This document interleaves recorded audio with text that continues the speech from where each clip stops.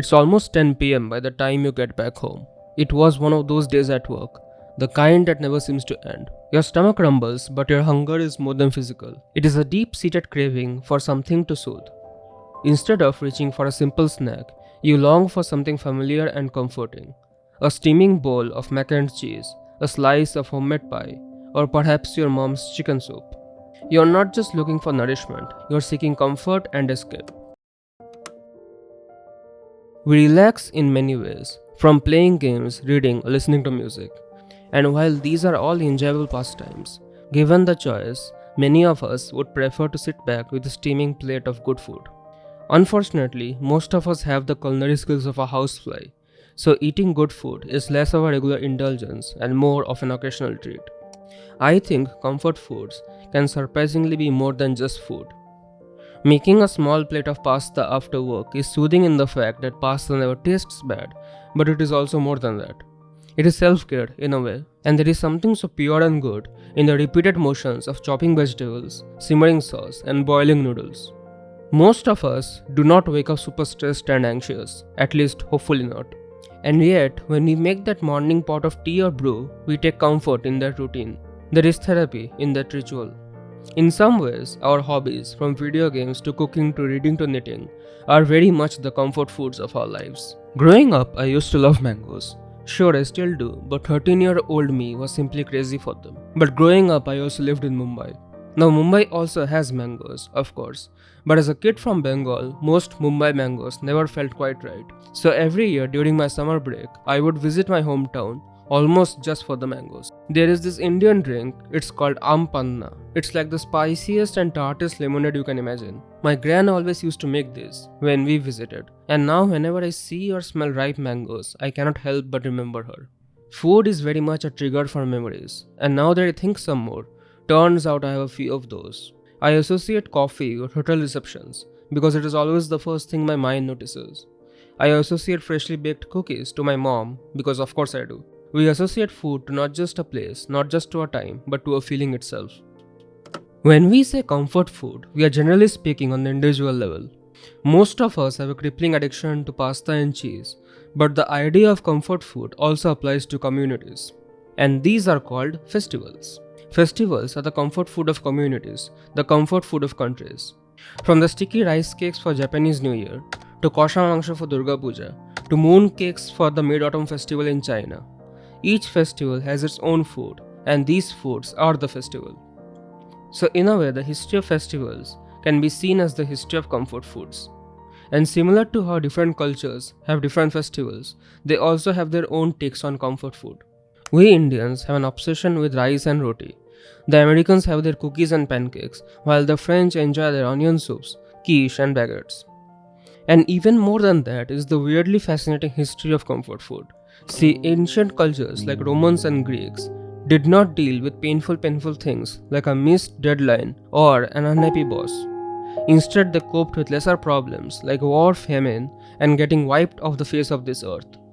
So is it any surprise that these people were so much better than us at celebrating? The Greeks preferred to drink, and they were very famous for it. Their main food event was called a symposium, which literally means drinking together. While there was food, it was often not the main attraction. Light appetizers like olives, cheese, breads, and fruits were served. Wine was a big part of the symposium, often diluted with water and flavored with herbs and spices. The Romans knew how to eat. Unlike the Greeks, Romans saw food as the star of the show during celebrations. Their main food event is called a convivium, which translates to feast. Romans indulged in multi-course meals featuring a wide variety of dishes. Think roasted meats, stews, seafoods, vegetables, and sweet pastries. They used expensive ingredients like truffles and enjoyed exotic fruits imported from conquered territories. Just as the Romans and the Greeks found comfort and joy and peace in their honey cake, ricotta pastas, cheeses and breads, so do we. From hearty stews to decadent desserts, the essence of comfort food remains rooted in our shared human experience of seeking warmth, nourishment, and connection through food.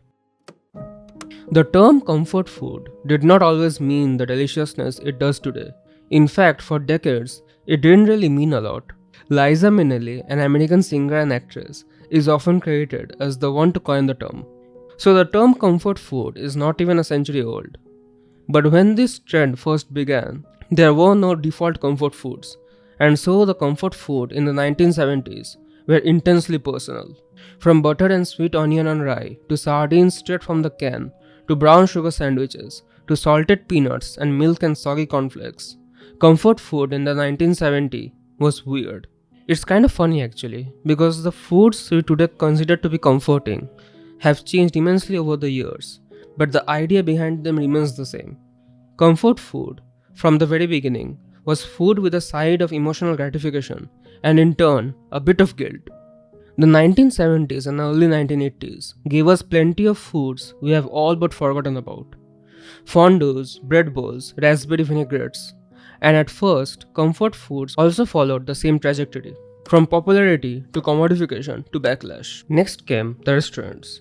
See, for years, countless diners and cafeterias had been serving the type of 1950s middle class Midwestern cuisine that was, by the mid 1980s, what people meant when they said comfort food. By the early 1980s, even the country's top chefs were hankering for a taste. The Los Angeles Times found itself agog at the newfound fascination with rice puddings among kitchens more accustomed to rolling out caviar. Yet, with this widespread embrace of all things comfort food, came a hefty side order of trouble: commercialization. The notion of high-end eateries dishing out apple pies might seem delightful at first glance, until reality strikes. Because to maintain their lofty status, these giants simply had to slap eye-watering price tags on what should be humble everyday fare. If comfort food is supposed to be the culinary hug for the soul, then it is downright ludicrous to fork over twice the dough for the same comforting eats. But hey, isn't that just how the cookie crumbles with food trends? Comfort foods are very much the flavor of the moment, a fad. But it is one of those rare, good kind of fads. Fun fact, one of the most iconic and beloved American comfort food, Kraft macaroni and cheese, was first created during the Great Depression. Food, often the greasy kind, do this thing where they numb you to the world. But why? Why is it always the unhealthiest, the fattiest food that is the most comforting?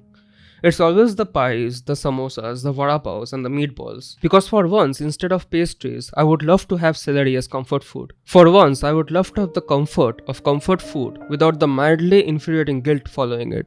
But alas, that is not how it is to be.